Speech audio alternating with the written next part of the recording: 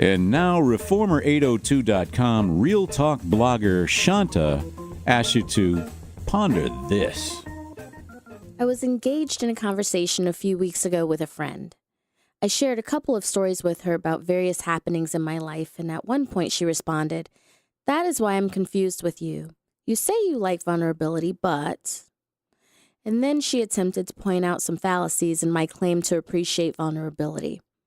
This particular conversation and many others I've had with my friends or acquaintances around this topic always left me with more queries than resolve. What is vulnerability exactly? What are some clear definitions of what vulnerability is and is not? The title of this pondering, what vulnerability is and is not, is a bit of a trick. In other words, I don't have any answers, nor could I proceed in providing a clear construction or concept of vulnerability. I have many metaphors to describe it.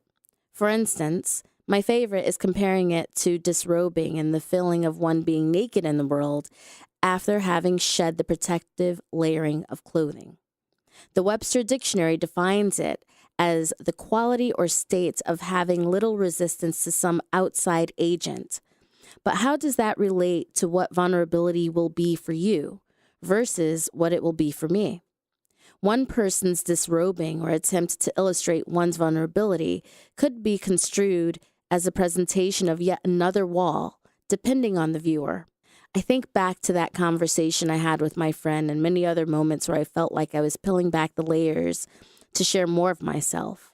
However, to those who were bearing witness, my disrobing was just a minor pinhole within an impenetrable wall.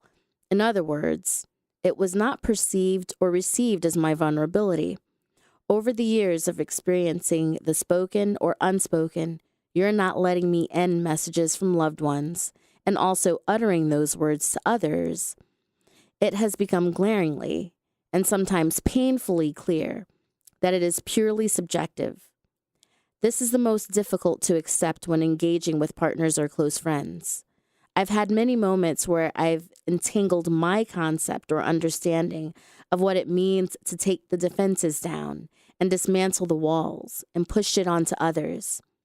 It led to a lot of frustration, but most importantly, in my past selfish missions to seek what I defined as vulnerability from others, it caused me to miss what was unfolding right in front of me. Thus, I have no answers to offer because, after all, vulnerability is your very own to define it when and where and with whom you decide.